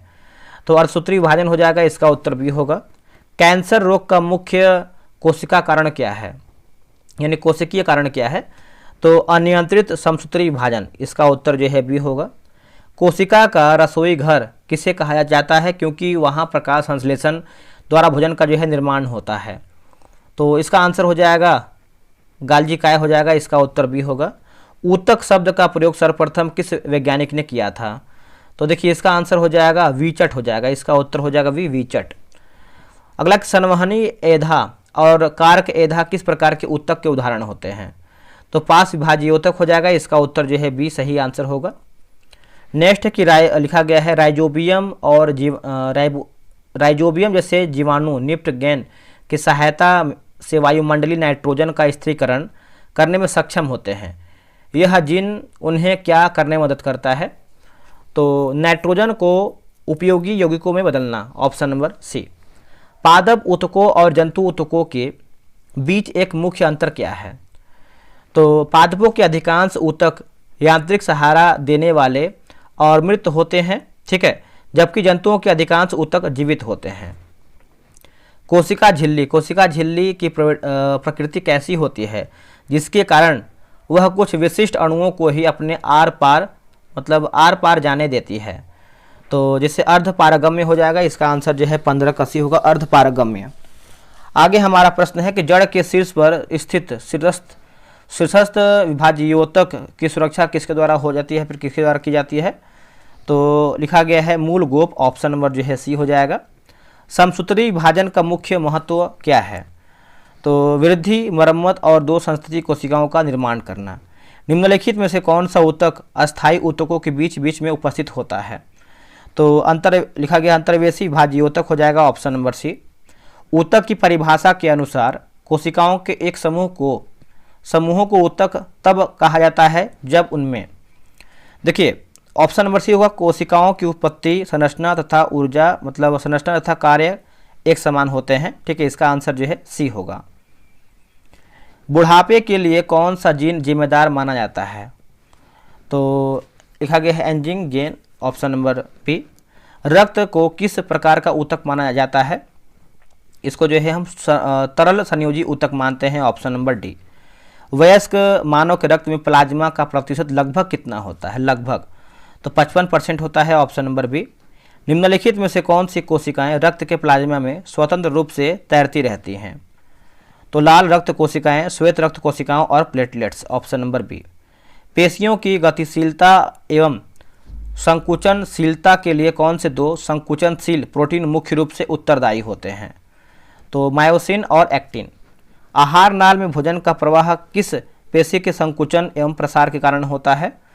तो अरेखित या अनैच्छिक पेशी, ऑप्शन नंबर सी। आँख की आइरिस, मूत्राशय तथा रक्तवाहिनियों में किस प्रकार की पेशियां जो है पाई जाती हैं? तो अरेखित या अनैच्छिक पेशी, ऑप्शन नंबर डी। रेखित पेशियों को कंकाल पेशी भी क्यों कहा जाता है? इसका हो जाएगा क्योंकि वे जंतु के कंकाल से संबंध रखती है और उनमें ऐच्छिक गति होती है। तो ऑप्शन नंबर जो है बी हो जाएगा। अगला है कि सार्कोप्लाज्म किसे कहते हैं? तो इसका उत्तर हो जाएगा रेखित पेशी के कोशिका द्रव्य को, ऑप्शन नंबर बी। अगला कि हृदय पेशी के संबंध में निम्नलिखित में से कौन सा कथन सही है? तो इसका आंसर क्या हो जाएगा बताइएगा। इसका आंसर देखेंगे तो यह स्वभावतः अनैच्छिक होती हैं और इसमें अनुप्रस्थ धारियां पाई जाती हैं। हृदय पेशी के संकुचन का नियंत्रण मुख्य रूप से किसके द्वारा होता है? तो स्वयं पेशियों के नियंत्रण द्वारा, ऑप्शन नंबर जो है 30 का सी हो जाएगा। मानव शरीर की सबसे मजबूत मांसपेशी कहाँ पर पाई जाती है? देखिए इसका आंसर देख लेते हैं तो जबड़े में, ठीक है, इसका उत्तर हो जाएगा सी, जबड़े में। पेशियां मानव शरीर का औसतन कितना प्रतिशत भाग बनाती हैं? 40 से 50%, ऑप्शन नंबर सी। मस्तिष्क में रज्जु और तंत्रिका ये सभी किस पौधे मतलब किस ऊतक से बने होते हैं? ऊतक। तो इसका आंसर जो है 33 का सी होगा, तंत्रिका ऊतक हो जाएगा, सी जो है सही होगा, तंत्रिका ऊतक। तंत्रिका ऊतक की विशेषता क्या है? इसका विशेषता देखेंगे 34 का, तो शरीर के समस्त अंगों व कार्यों में सामंजस्य स्थापित करना। न्यूरॉन में संवेदना को शरीर के एक भागों से दूसरे भागों में भेजने का कार्य कौन करता है? तो तंत्रिका कोशिका करता है, ऑप्शन नंबर सी हो जाएगा। न्यूरॉन में कोशिका काय से निकलने वाले छोटे शाखा वाले अनेक प्रवर्ध क्या कहलाते हैं? इसको देखेंगे दोस्तों हम जो है 36 का सी होगा, माइलिन शीत होगा। न्यूरॉन के लंबे प्रवर्धन को क्या कहते हैं जो तंत्रिका कोशिकाओं को 1 मीटर तक लंबा बना सकता है? तो एक्सॉन हो जाएगा, ठीक है, इसका उत्तर हो जाएगा सी, एक्सॉन। अगला कि सिनेप्स का निर्माण कैसे होता है? तो एक न्यूरॉन के एक्सॉन के अंतिम छोर और दूसरे न्यूरॉन के डेंड्रॉइड्स के जुड़ाव से, ठीक है, इसका आंसर जो है सी हो जाएगा। प्रदान किए गए अस्थि के चित्र के अनुसार लाल अस्थि मज्जा है ना, लाल अस्थि मज्जा मुख्यतः किस भाग में पाई जाती हैं? इसको जो है हम स्पंजी अस्थि, ऑप्शन नंबर जो है सी होगा। पेशी ऊतक कितने प्रकार के होते हैं? तो इसका उत्तर हो जाएगा 2, रेखित और अरेखित। संयोजी ऊतक की उपस्थिति भ्रूण के किस स्तर से होता है? देखिए इसका उत्तर हो जाएगा मेसोडर्म हो जाएगा, इसका उत्तर हो जाएगा बी, मेसोडर्म। निम्नलिखित में से कौन सा एक तरल संयोजी ऊतक का उदाहरण है? तो रक्त हो जाएगा, इसका उत्तर हो जाएगा बी, रक्त। अगला है कि एरिओलर ऊतक में पाए जाने वाली कौन सी कोशिका कोलेजन एवं लिखा गया है इलास्टिन प्रोटीन का निर्माण करती है? तो लिखा गया है फाइब्रोब्लास्ट, ऑप्शन नंबर जो है सी होगा। अगला के हिस्टामिन, हेपेरिन तथा सेरोटोनिन नाम प्रोटीन का स्राव किन कोशिकाओं द्वारा किया जाता है? तो मास्ट कोशिका, ऑप्शन नंबर बी होगा, मास्ट कोशिका। अगला है कि एरिओलर ऊतक में मौजूद कौन सी कोशिकाएं सूक्ष्मजीवों एवं विजातीय कणों को नष्ट करने का कार्य करती हैं? तो लिखा गया है मैक्रोफेसेज हो जाएगा, ऑप्शन नंबर डी हो जाएगा। ध्रुवीय क्षेत्रों में रहने वाले स्तनधारियों को ताप क्षय से बचने में कौन सा ऊतक जो है मुख्य रूप से सहायक होती है? तो ये सहायक होती है वसा संयोजी ऊतक, ऑप्शन नंबर जो है बी होगा। टेंडन का मुख्य कार्य क्या है? टेंडन का मुख्य कार्य देख लेते हैं दोस्तों। यहाँ पे देखेंगे तो बिहार दरोगा मेंस का जो है प्रैक्टिस सेट स्टार्ट कर दिया गया है और इसमें बहुत सारा प्रैक्टिस सेट हम ऑलरेडी करवा रहे हैं, ठीक है। और आज हमारा जो है सेट नंबर 29 100 में से होने वाला है, ठीक है। और यहाँ पे आप देखेंगे तो आपको बता दें हम, जैसे इसमें देखेंगे तो आपका बहुत सारा प्रैक्टिस सेट जो भी दिया गया है आपको हम करवाएंगे और करवा भी रहे हैं। जो भी जैसे जैसे किताब मार्केट में आएगा वो आपको करवाएंगे। समय आपके पास देखिए कम, जितना आप टेस्ट बनाएंगे उतना ही आपके लिए बेहतर होगा, ठीक है। ये जो आपका बैच है 10 फरवरी से शुरू हो चुका है, ऑलरेडी आपका जो है 28-29 प्रैक्टिस सेट हो गया है। आगे और भी हम सेट आपको करवाएंगे। जो टेस्ट का टाइमिंग है 12 PM में है। क्या है टेस्ट का विशेषता, तो डेली आपको एक टेस्ट करवाएंगे 100 क्वेश्चन का, टेलीग्राम क्विज बोर्ड से आपका टेलीग्राम पे टेस्ट होगा, 100 प्रश्न का टेस्ट रहेगा, रैंक लिस्ट मिलेगा, फुल PDF मिलेगा, सॉल्यूशन के साथ आपको PDF देंगे ताकि आप सॉल्यूशन देख पाएं, और जो भी मार्केट का बेहतर से बेहतर किताब होगा आपको हम प्रोवाइड कराएंगे टेस्ट के माध्यम से। 135 है, अगर आप ध्यान से भी देखेंगे तो आपका 1 से 2 रुपये का भी नहीं पड़ रहा है, ठीक है। QR दिया गया है कि QR पे पेमेंट करना है। पेमेंट करने के बाद आप घबराइएगा नहीं, इस नंबर जो दिया गया है इस नंबर पे आपको पेमेंट का स्लिप भेज देना है, और कॉल नहीं कीजिएगा, कम से कम 12 से 24 घंटा वेट किया कीजिए, तभी आपको जो है ग्रुप के अंदर ऐड किया, मतलब 12 से 24 घंटे के अंदर आपको ऐड कर देंगे। ये तो आपको हो गया मेंस का। अब आपको देखिए लूसेंट के बारे में बता देते हैं। देखिए लूसेंट की बात कर लेते हैं। तो आपको पता है कि लूसेंट एक बेसिक किताब है जो कि सभी के पास होता है, लेकिन सब लोग पूरा इसको सही तरीके से पढ़ नहीं पाते हैं। ये तीसरा बैच है, इसके पहले का 2 बैच मैंने खत्म भी कर दिया है, और जो बैच जो है 27 जनवरी से बैच आपका शुरू हुआ है, और इसमें देखेंगे तो करीबन जो है आपका 39 प्रैक्टिस सेट हो भी चुका है, ठीक है, 38-39। और आपको ये बता दें कि इस टेस्ट का जो टाइमिंग है आपका 7 PM में होता है। इतना जान लीजिए कि जो लोग बेसिक क्वेश्चन गलत करेगा दरोगा PT में या मेंस में या फिर कोई भी एग्जाम में, उसका तो सिलेक्शन होने वाला है नहीं, क्योंकि जो भी PT में लोग हमसे ज्वाइन हुए थे बहुत अधिक जो है उनको फायदा मिला है। ये नया बैच है तो क्वेश्चन भी अलग तरीके से बना रहे हैं। ये किताब देख सकते हैं, बगल में किताब लगा हुआ है, ये सबके पास किताब होता है। और 143 आपको एक ही बार पेमेंट करना है, 1 टाइम पेमेंट करना है, और ये 90-95 दिन में पूरा किताब हम खत्म करेंगे। डेली आपको 5 पेज देंगे पढ़ने के लिए। आपका होमवर्क सीरीज है, होमवर्क सीरीज से आप कोई भी किताब खत्म कर सकते हैं, ठीक है। आप खुद से पढ़ेंगे तो 4-5 दिन पढ़ेंगे, 6 दिन पढ़ेंगे, छोड़ देंगे, लेकिन जब आपको हम देंगे पढ़ने के लिए, आप जब टेस्ट साथ में बनाते हैं तो आपको एक रैंक लिस्ट मिलता है, 5 पेज देंगे पढ़ने के लिए, उसी 5 पेज में से आपको 100 क्वेश्चन का टेस्ट करवाएंगे। टेलीग्राम पे आपका टेस्ट होगा, फुल PDF आपको देंगे 100 क्वेश्चन का, जो आपको टेस्ट करवाएंगे। कोई PDF नहीं देता है, जो भी लोग होमवर्क सीरीज चलाते हैं बस करा के निकल जाते हैं। और ये कोई कॉपी पेस्ट नहीं है कि कोई किताब से, ऑब्जेक्टिव किताब से आपको कॉपी करके आपको पेस्ट कर दिए, ऐसा नहीं है। टेलीग्राम का डिस्क्रिप्शन में आपको लिंक हम दिए हुए हैं, डेली टेस्ट का हम PDF डालते हैं, आप एक बार चेक कीजिए अपने अनुसार, फिर आपको सही लगेगा तो ज्वाइन कीजिएगा, ठीक है। और आंसर हाईलाइट का PDF देते हैं। संडे का टेस्ट आपका देखिए ऑफ रहता है, ठीक है। और ये आपको पता है कि लूसेंट क्यों जरूरी है, आप इसको पढ़ सकते हैं वीडियो रोक करके। QR पे आपको देखिए जो QR दिया गया है, इसी पे आपको पेमेंट करना है। पेमेंट करने के बाद यहाँ पे देखिए आपका नंबर दिया गया है, व्हाट्सअप नंबर, इस पे आप चाहे तो कॉल करके जानकारी भी ले सकते हैं, या फिर आप पेमेंट का स्लिप जो है आप इससे भेज दीजिएगा। जो आपका टेलीग्राम है GK विद सूरज के नाम से है, और यूट्यूब भी आपका GK विद सूरज के नाम से ही है। अब हम साइंस के बारे में भी देख लेते हैं। और देखिए सेम वही प्रोसेस आपका साइंस का भी है।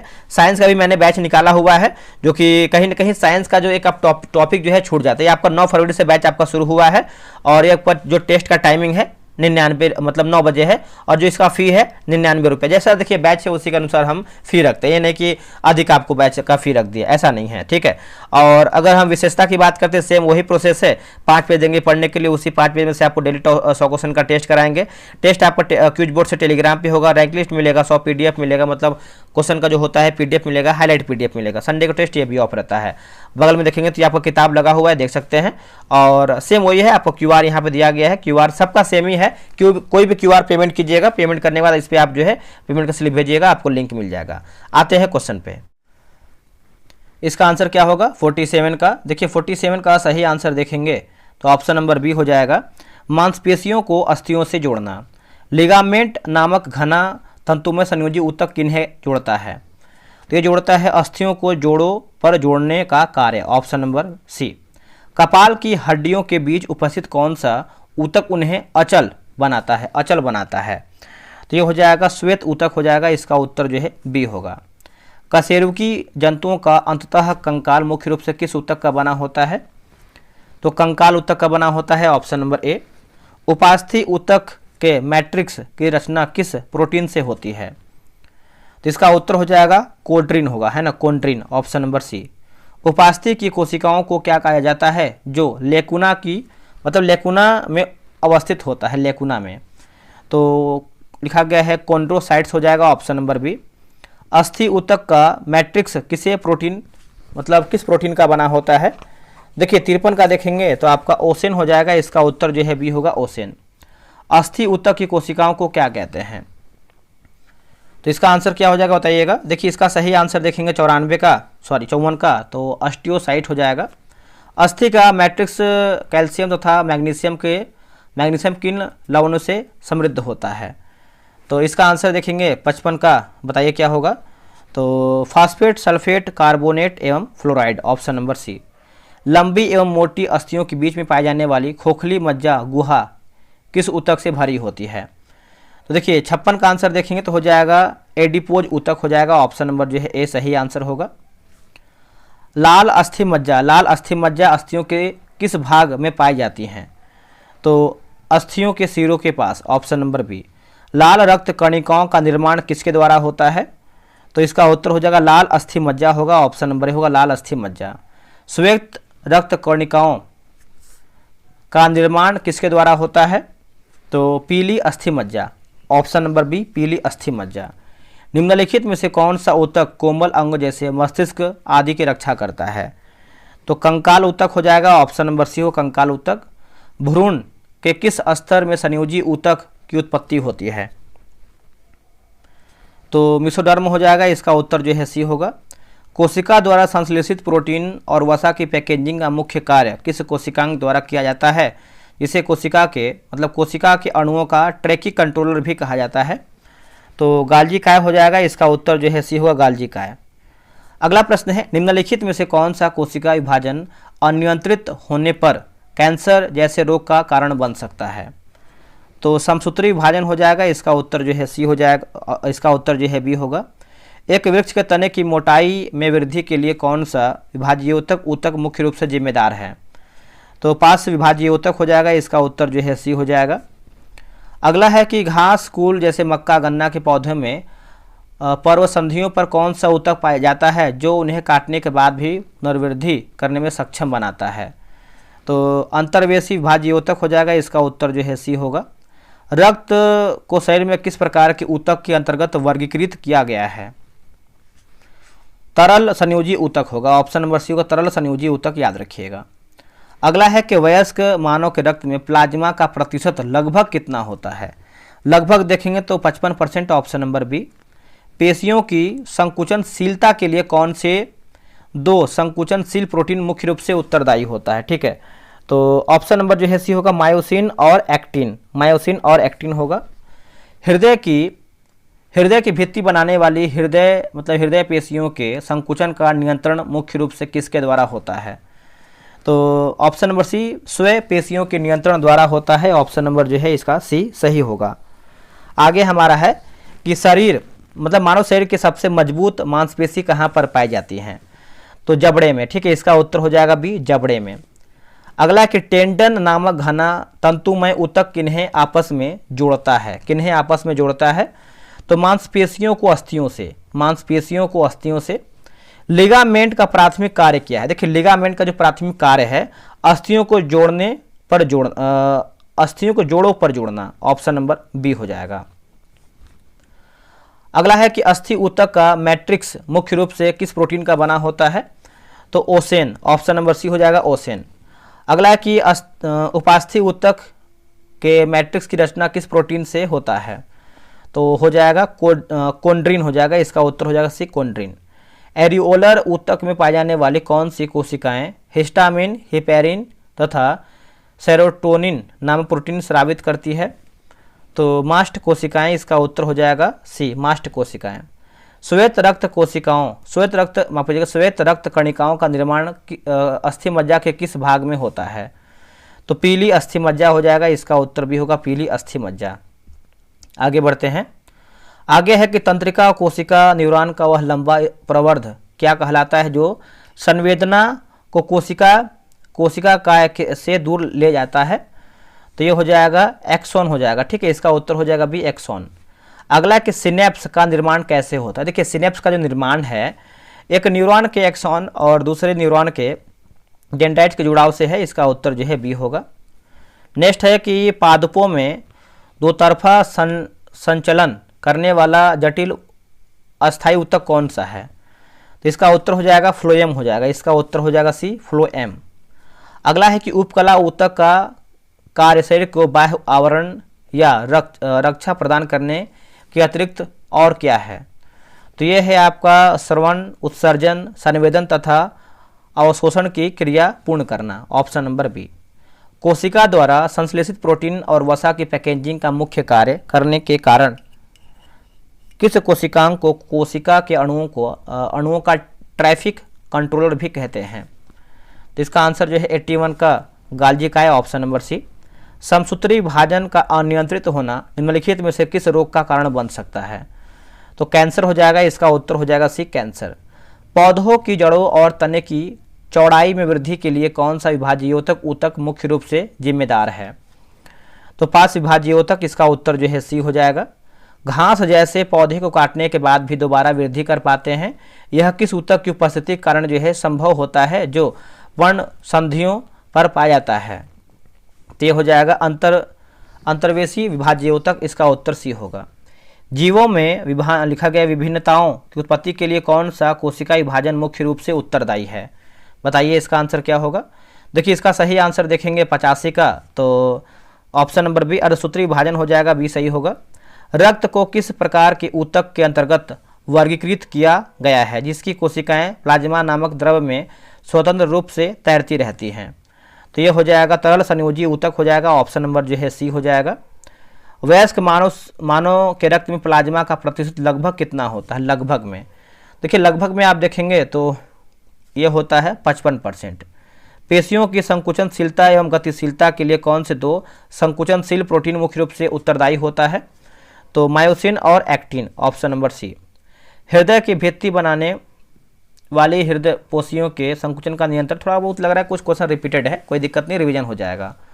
तो स्वयं पेशियों के नियंत्रण द्वारा आहार नाल के भोजन का प्रवाह, आँख की आइरिस और रक्तवाहिनियों में किस प्रकार की पेशियां पाई जाती हैं? तो आरेखित या अनरेखित पेशी, ऑप्शन नंबर सी होगा। टेंडन नामक घना तंतुमय ऊतक किन्हें आपस में जोड़ता है?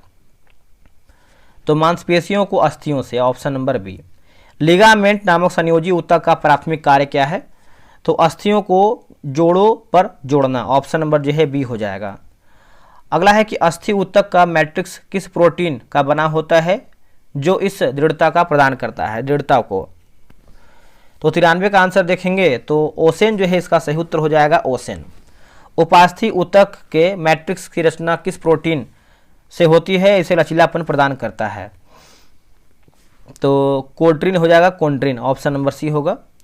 अगला है कि एरियोलर ऊतक में पाई जाने वाली कौन सी कोशिकाएं सूक्ष्मजीवों एवं विजातीय कणों को नष्ट करने का कार्य करती हैं? तो इसका आंसर देखेंगे तो हो जाएगा मैक्रोफेजेज हो जाएगा। लाल रक्त कणिकाओं का निर्माण अस्थि मज्जा के किस भाग में होता है? तो लाल अस्थि मज्जा, ऑप्शन नंबर सी। तंत्रिका कोशिका का वह लंबा प्रवर्ध क्या कहलाता है, जो संवेदना को कोशिका का कोशिका से दूर ले जाता है? तो ये हो जाएगा एक्सॉन हो जाएगा, ऑप्शन नंबर बी। अगला कि सिनेप्स के निर्माण में कौन से दो भाग आपस में जुड़ते हैं? तो एक न्यूरॉन के एक्सॉन और दूसरे न्यूरॉन के डेंड्राइट्स, ऑप्शन नंबर बी। पादपों में भोजन को पत्तियों से पौधे के विभिन्न भागों तक पहुंचाने का कार्य कौन सा जटिल अस्थायी ऊतक करता है? तो फ्लोएम हो जाएगा, ऑप्शन नंबर सी, फ्लोएम। उपकला ऊतक के कार्यों में निम्नलिखित में से कौन सा कार्य शामिल है? तो लिखा गया है आपका स्वर्ण उत्सर्जन, संवेदन और अवशोषण की क्रियाएं पूर्ण करना, ठीक है। तो ये तो आपका हो गया 100 प्रश्न समाप्त। अब हम देखेंगे आखिरी प्रैक्टिस सेट नंबर 5 देखेंगे, क्योंकि हमने टारगेट लिया था कि एक वीडियो में जो है 500 क्वेश्चन देखेंगे, यानी 1 से लेकर 5 प्रैक्टिस सेट, फिर आपका जो अगला वीडियो होगा 6 से लेकर 10 प्रैक्टिस सेट होगा, फिर 11 से लेकर के 15 तक होगा। ऐसे हम करेंगे 500-500 क्वेश्चन।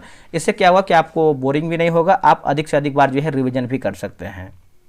चलिए शुरू करते हैं, इसको भी हम देख लेते हैं अच्छे तरीके से। देखिए पहला इसमें आपका प्रश्न दिया गया है कि गैस विनिमय के दौरान फेफड़ों के एल्वियोली से बाहर ले गई वायु में उपस्थित O2 तथा O2 केशिकाओं में प्रवाहित अशुद्ध रक्त में उपस्थित CO2 का आदान प्रदान किस विधि द्वारा जो है होता है? इसका आंसर हो जाएगा ऑप्शन नंबर सी, विसरण जो है इसका सही उत्तर हो जाएगा, विसरण। अगला है कि सामान्यतः एक स्वस्थ वयस्क मनुष्य में प्रति मिनट श्वसन दर कितना होता है? तो ये आपका 12 से 15 बार होता है, इसका उत्तर सी होगा। वातावरण में ली गई वायु की तुलना में नाक द्वारा छोड़ी गई सांस में कार्बन डाइऑक्साइड यानी CO2 की मात्रा लगभग कितना होता है? तो 4.4% होता है, इसका उत्तर भी हो जाएगा। हीमोग्लोबिन के प्रति किस गैस का आकर्षण ऑक्सीजन O2 से लगभग 250 गुना अधिक होता है, जिसके कारण रक्त की O2 ले जाने की क्षमता कम हो जाती है? तो कार्बन मोनोऑक्साइड होगा, है ना। इसका उत्तर हो जाएगा बी, कार्बन मोनोऑक्साइड। आगे है कि डीऑक्सीजिनेटेड हीमोग्लोबिन का रंग कैसा होता है? तो ये बैगनी होता है। इसका उत्तर हो जाएगा सी, बैगनी। श्वसन क्रिया के यानी श्वसन क्रिया पूर्ण रूप से किस प्रकार के नियंत्रण में होता है? तो इसका उत्तर जो है तंत्रिकीय नियंत्रण हो जाएगा। इसका उत्तर जो है बी, सही आंसर होगा। नेक्स्ट हमारा है कि एक सामान्यतः व्यक्ति में हीमोग्लोबिन की मात्रा औसत रूप से कितना होता है? तो औसत रूप से देखेंगे तो 15 ग्राम, ठीक है। इसका उत्तर जो है 15 से 100 मिली रक्त हो जाएगा, ठीक है। ऊंचाई पर जाने से हवा का घनत्व और ऑक्सीजन की मात्रा घटती जाती है। इस कारण रक्त में ऑक्सीजन की कमी हो जाती है। इस अवस्था को क्या कहते हैं? इस अवस्था को जो है हम हाइपोक्सिया कहते हैं। क्या कहते हैं? हाइपोक्सिया। ऊंचाई में रक्त में ऑक्सीजन की मात्रा को आवश्यक स्तर पर लाने के लिए शरीर में किसका उत्पादन बढ़ जाता है? इसको जो है लाल रक्त कोशिकाएं, ऑप्शन नंबर बी होगा। मानव शरीर में रुधिर परिसंचरण तंत्र की खोज किसने किया है? परिसंचरण का, तो ये हो जाएगा विलियम हार्वे। इसका उत्तर सी होगा, विलियम हार्वे। परिसंचरण तंत्र मुख्यतः किन 3 घटकों से मिलकर बना होता है? तो ये बना होता है हृदय, रुधिर और रुधिर वाहिकाएं। इसका उत्तर भी होगा। हृदय जिस दोहरी झिल्ली लिखा गया है पेरिकार्डियम से घिरा रहता है, वो कहाँ पर स्थित होता है? तो वो कहाँ पर स्थित होता है बताइएगा। तो देखिए इसका आंसर देखेंगे क्वेश्चन नंबर 12 का, तो ऑप्शन नंबर जो है 12 का सी को दोनों फेफड़ों के मध्य वक्ष गुहा में। हृदय के 4 कक्षों में से अपेक्षाकृत छोटे और ऊपर की ओर पाए जाने वाले कक्षों को क्या कहते हैं? इसको जो है हम अलिंद बोलते हैं, है ना। इसका उत्तर हो जाएगा भी अलिंद। हृदय को रक्त का संभरण करने वाली धमनियां क्या कहलाती हैं, जो शुद्ध रक्त को स्वयं हृदय की दीवार तक पहुंचाती है? तो हृदय धमनियां, इसका उत्तर जो है सी हो जाएगा। एक सामान्य वयस्क व्यक्ति का रक्तचाप लगभग 120/80 होता है। यह 120 mmHg किसे दर्शाता है? तो प्रकुंचन दाब, ऑप्शन नंबर जो है बी हो जाएगा। नाड़ी दाब जो प्रकुंचन दाब और आकुंचन दाब का अंतर होता है सामान्यतः कितना होता है? तो 40 mmHg हो जाएगा, ऑप्शन नंबर सी। हृदय की धड़कन पर नियंत्रण के लिए निम्नलिखित में से कौन सा खनिज तत्व आवश्यक है? तो पोटेशियम हो जाएगा। इसका उत्तर जो है सी हो जाएगा, पोटेशियम। एक सामान्य मनुष्य के हृदय का औसत वजन लगभग कितना होता है? तो 300 ग्राम हो जाएगा। इसका उत्तर जो है सी हो जाएगा, 300 ग्राम। ब्लू बेबी सिंड्रोम किस कारण होता है जिससे नवजात शिशुओं की त्वचा, नाखून और होठ नीले पड़ जाते हैं? तो रक्त का पूर्ण तरीके से शुद्धिकरण, ऑक्सीजन से रक्त होना, मतलब ऑक्सीजन से युक्त होना न हो, मतलब इसका आंसर देखेंगे तो बी हो जाएगा। अगला है कि ईसीजी इलेक्ट्रोकार्डियोग्राफ एक प्रकार का चिकित्सीय परीक्षण है, किस अंग की गतिविधि को दर्शाता है? किस अंग की गतिविधि को दर्शाता है? तो बताइए इसका आंसर क्या होगा। तो इसका आंसर देखेंगे तो हो जाएगा हृदय, जो है इसका सही उत्तर हो जाएगा हृदय। रुधिर को हृदय से विभिन्न अंगों में ले जाने वाली रुधिर वाहिकाएं क्या कहलाती हैं? इसको हम कहते हैं धमनियां कहते हैं। इसका उत्तर हो जाएगा सी, धमनियां। हृदय के दाहिने नीले से अशुद्ध रक्त को फेफड़ों तक कौन पहुंचाता है? तो फेफड़ों तक देखेंगे तो आपका फुफ्फुसीय धमनी हो जाएगा। इसका उत्तर जो है सी हो जाएगा। आगे बढ़ते हैं कि शरीर की सबसे बड़ी धमनी कौन सी है जो बाएं नीले से शुद्ध रक्त शरीर में पहुंचाती है? तो महाधमनी हो जाएगा। इसका उत्तर सी हो जाएगा, महाधमनी। दाया अलिंद किस प्रकार का रक्त प्राप्त करता है? तो अशुद्ध रक्त हो जाएगा। इसका उत्तर जो है बी होगा। हृदय के बाएं अलिंद में फेफड़ों से शुद्ध रक्त किस रुधिर वाहिका द्वारा पहुंचता है? तो इसका आंसर हो जाएगा फुफ्फुसीय शिरा, ऑप्शन नंबर सी। धमनियां सामान्यतः शरीर में कहाँ पर स्थित होती हैं? तो काफ़ी गहराई में। इसका उत्तर जो है बी होगा। शिराओं में रुधिर का पक्ष प्रवाह रोकने के लिए क्या पाए जाते हैं? तो वाल्व हो जाएगा। इसका उत्तर जो है बी हो जाएगा, वाल्व। ठीक है, आगे हमारा है कि बाया अलिंद बाएं नीले में जिस छिद्र द्वारा खुलता है वह कौन सा वाल्व पाया जाता है? तो द्वीप लिखा गया है, द्विपार्टीय वाल्व हो जाएगा। इसका उत्तर जो है सी होगा। हृदय के दाहिने कक्ष में अवस्थित वह नोड कौन सा है जो हृदय गति को नियंत्रित करता है और इसे प्राकृतिक पेसमेकर भी कहते हैं या फिर पेसमेकर भी कहा जाता है। तो देखिए इसका आंसर देखेंगे तो 30 का जो है ऑप्शन नंबर बी होगा, पुरकिंजे तंतु हो जाएगा ऑप्शन नंबर बी।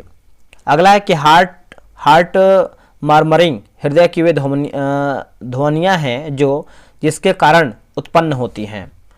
तो हृदय कपाटों या निकट स्थित रक्त सिराओं में रक्त प्रवाह के कारण ऑप्शन नंबर बी होगा।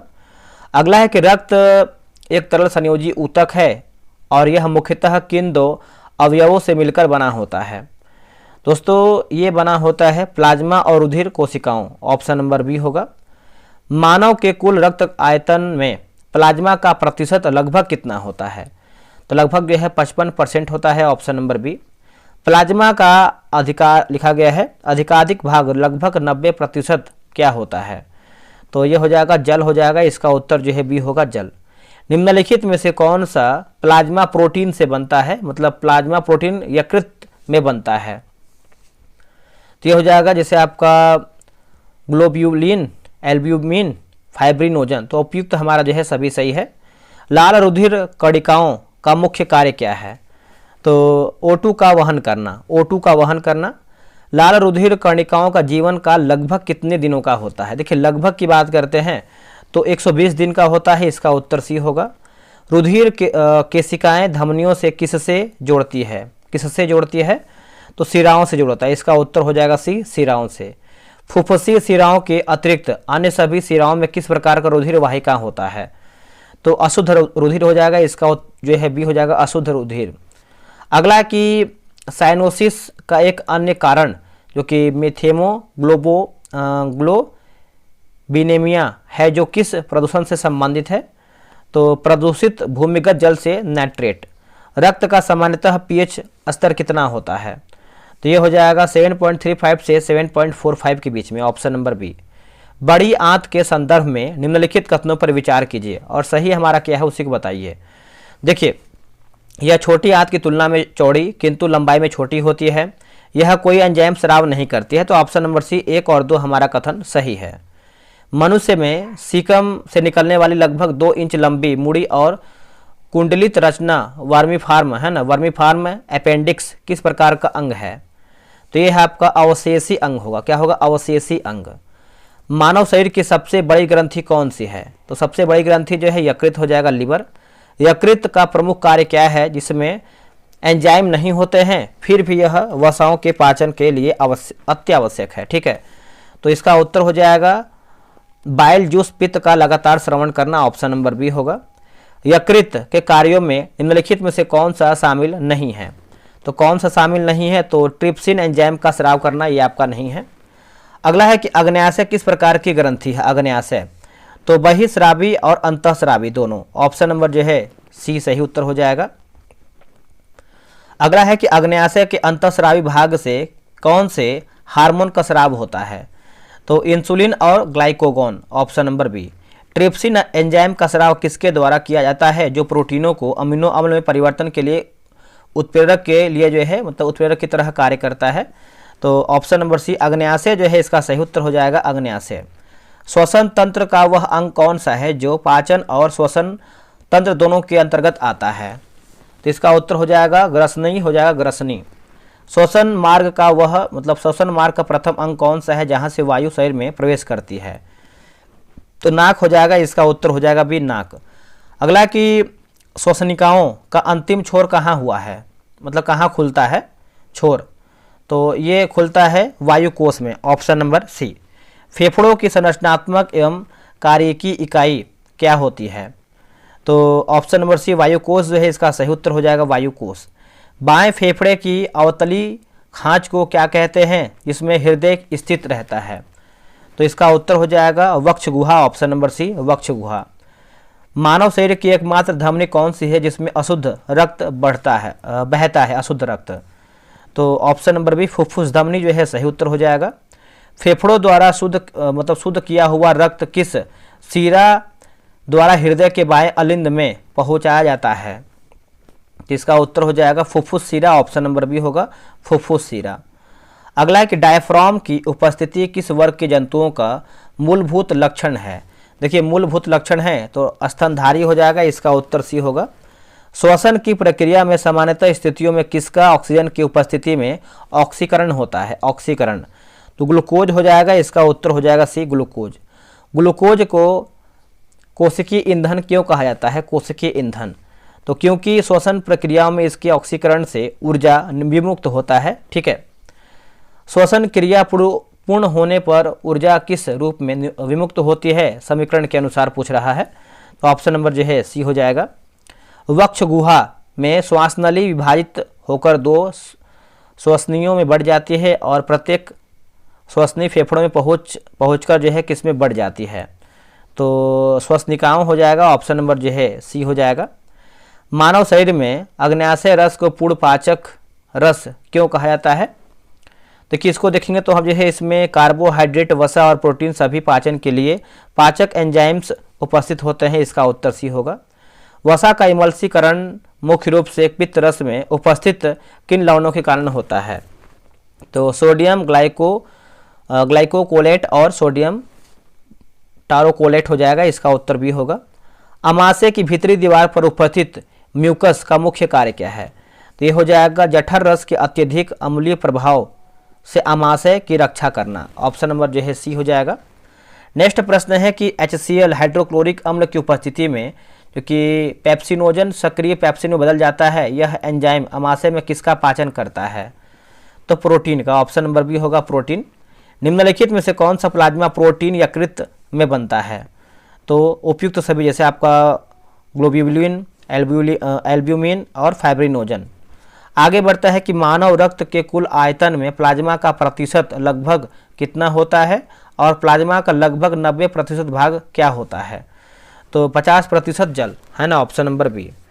मानव रुधिर का सामान्यतः पीएच मान मतलब पीएच स्तर कितना होता है? तो 7.35 से 7.45 के मध्य होगा।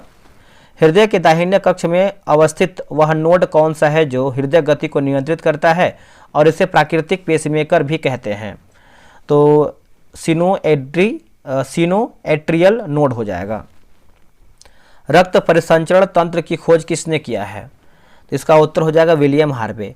मानव शरीर की एकमात्र धमनी कौन सी है जिसमें अशुद्ध रक्त प्रवाहित होती है? तो फुफ्फुस धमनी हो जाएगा, इसका उत्तर भी होगा। एक वयस्क व्यक्ति का रक्तचाप लगभग 120/80 होता है। प्रकुंचन दाब 120 mmHg का आकुंचन दाब के अंतर को क्या कहते हैं? देखिए इसको देखेंगे तो हम जो है नाड़ी दाब कहते हैं, ऑप्शन नंबर सी हो जाएगा। अगला है कि ECG इलेक्ट्रोकार्डियोग्राफ एक प्रकार का चिकित्सक परीक्षण है जो किस अंग की गतिविधि को दर्शाता है? कुछ क्वेश्चन रिपीट है, तो हृदय हो जाएगा, ऑप्शन नंबर जो है डी हो जाएगा। हीमोग्लोबिन के प्रति किस गैस का आकर्षण ऑक्सीजन O2 से लगभग 250 गुना अधिक होता है, जिसके कारण रक्त की O2 ले जाने की क्षमता कम हो जाती है? तो carbon monoxide, option number B होगा। ऊंचाई पर जाने से हवा का घनत्व और ऑक्सीजन की मात्रा घट जाती है, इस कारण रक्त में ऑक्सीजन की कमी हो जाती है। इस अवस्था को क्या कहते हैं? इसको जो है हम हाइपोक्सिया कहते हैं, ऑप्शन नंबर बी। गैस विनिमय के दौरान फेफड़ों के एल्वियोली में O2 तथा CO2 का आदान प्रदान किस विधि द्वारा होता है? तो विसरण हो जाएगा, ऑप्शन नंबर सी। श्वसन क्रिया पूर्ण रूप से किस प्रकार के नियंत्रण में होता है? तो तांत्रिकीय नियंत्रण हो जाएगा, तंत्रिकीय। लाल रुधिर कणिकाओं का जीवन काल लगभग कितने दिनों का होता है? तो 120 दिन का, ऑप्शन नंबर सी। बाएं फेफड़ों की अवतली खांच को क्या कहते हैं जिसमें हृदय स्थित रहता है? तो ये हो जाएगा हृदय खांच, ऑप्शन नंबर सी। छोटी आंत में भोजन के पूर्ण पाचन के उपरांत उसका अवशोषण किसके द्वारा होता है? तो रसाकुन हो जाएगा, रसांकुर। निम्नलिखित में से कौन सा अंग मनुष्य में एक अवशेषी अंग है जो सीकम से निकलता है? तो वर्मी लिखा गया है, वर्मी फॉर्म अपेंडिक्स हो जाएगा। मानव शरीर का कठोरतम भाग दंतवल्य मुख्य रूप से किन लवणों से बना होता है जिसे फ्लोरीन मजबूती प्रदान करता है? ठीक है, तो ये हो जाएगा कैल्शियम फास्फेट व कैल्शियम कार्बोनेट, ऑप्शन नंबर जो है बी हो जाएगा। अगला कि पाचन तंत्र का वह कौन सा अंग है जो भोजन के क्रमाकुंचन में मदद करता है लेकिन वहाँ कोई पाचन क्रिया नहीं होती है? तो ग्रासनली, ऑप्शन नंबर बी होगा ग्रासनली। अमाशय में प्रोटीन पाचन के लिए कौन सा एंजाइम उत्तरदायी है जो जठर रस में उपस्थित हाइड्रोक्लोरिक अम्ल की उपस्थिति में सक्रिय होता है? तो पैप्सिन हो जाएगा, ऑप्शन नंबर सी पैप्सिन। वसा के इमल्सीकरण के लिए पित्त रस में कौन से विशिष्ट लवण जो है आवश्यक होते हैं? तो सोडियम ग्लाइकोकोलेट और सोडियम टेरोकोलेट हो जाएगा। मानव शरीर में अग्नाशय रस को पूर्ण पाचन रस क्यों कहा जाता है? तो इसमें कार्बोहाइड्रेट, वसा और प्रोटीन सभी के पाचन के लिए पाचक एंजाइम उपस्थित होते हैं। निम्नलिखित में से कौन सा कथन बड़ी आंत के संदर्भ में सही नहीं है? तो यह भोजन के पूर्ण पाचन का मुख्य स्थान है, यही आपका जो है असत्य उत्तर हो जाएगा। यकृत द्वारा स्रावित कौन सा पदार्थ वसा के पाचन के लिए अत्यावश्यक है लेकिन इसमें कोई पाचन एंजाइम नहीं होता है? तो ऑप्शन नंबर सी पित्त। श्वसन तंत्र का वह कौन सा अंग है जो भोजन, पाचन और वायु मार्ग दोनों के लिए सामान्य मार्ग कार्य करता है? तो ग्रसनी हो जाएगा, ग्रसनी होगा, ग्रसनी। फेफड़ों की संरचनात्मक एवं कार्य की इकाई क्या है जहां रक्त और वायु के बीच गैस विनिमय होता है? तो ऑप्शन नंबर सी वायु कोष हो जाएगा, ठीक है, वायु कोष याद रखिएगा। फुफ्फुस धमनी मानव शरीर की एकमात्र धमनी है जिसमें किस प्रकार का रक्त प्रवाहित होता है? तो अशुद्ध हो जाएगा। सामान्य स्थितियों में एक स्वस्थ वयस्क मनुष्य द्वारा बाहर छोड़ी गई सांस में कार्बन डाइऑक्साइड की मात्रा लगभग कितनी होती है? तो लगभग देखेंगे तो 4.4%, ऑप्शन नंबर सी हो जाएगा। हीमोग्लोबिन के प्रति कार्बन मोनोऑक्साइड का आकर्षण ऑक्सीजन O2 से लगभग कितना गुना अधिक होता है जिसके कारण दम घुटने की स्थिति उत्पन्न होती है? 250 गुना, ऑप्शन नंबर सी। ऊंचाई पर जाने से हवा में ऑक्सीजन की कमी हो जाती है जिसके कारण रक्त में ऑक्सीजन की कमी हो जाती है। इस अवस्था को क्या कहा जाता है? इसको जो है हम हाइपोक्सिया कहते हैं। मानव शरीर में रुधिर परिसंचरण की खोज किसने किया है? तो विलियम हार्वे। ये भी देखिए रिपीट क्वेश्चन है। हृदय के दाहिने कक्ष में स्थित वह नोड कौन सा है जिसे हृदय की गति उत्पन्न करने के लिए प्राकृतिक पेसमेकर कहा जाता है? तो ये हो जाएगा सिनोएट्रियल नोड हो जाएगा। ये भी देखिए आपका रिपीटेड है क्वेश्चन, कुछ क्वेश्चन रिपीट है, इसका उत्तर हो जाएगा भी। एक सामान्य वयस्क व्यक्ति का नाड़ी दाब कितना होता है जो 120 mmG और 80 mmHg का अंतर होता है? तो ये हो जाएगा 40 mmHg हो जाएगा। आरबीसी लिखा गया आरबीसी का मुख्य कार्य O2 का वहन करना है। इसका जीवन काल लगभग कितने दिनों का होता है? तो 120 दिन का होता है, ऑप्शन नंबर सी हो जाएगा। अगला कि साइनोसिस या ब्लू बेबी सिंड्रोम का एक कारण जो कि मिथेमोग्लोबिनेमिया जो प्रदूषित भूमिगत जल से शरीर में किस तत्व के पहुंचने से होता है? तो ये हो जाएगा नाइट्रेट हो जाएगा। क्या होगा? नाइट्रेट। आखिरी कि हृदय की धड़कन पर नियंत्रण के लिए निम्नलिखित में से कौन सा खनिज तत्व आवश्यक है जिसकी कमी से हृदय गति प्रभावित होती है? तो पोटेशियम होगा। 100 प्रश्न मेरे समाप्त, मतलब 500 क्वेश्चन। और जो आपका यहाँ पे सेट नंबर 6 होने वाला है वो हम आगे देखेंगे अगर आपका रिस्पांस अच्छा रहेगा तब, क्योंकि देखिए बहुत अधिक मेहनत लगता है वीडियो बनाने में। चलिए मिलते हैं एक नई वीडियो में, आज के लिए इतना ही। जय हिंद।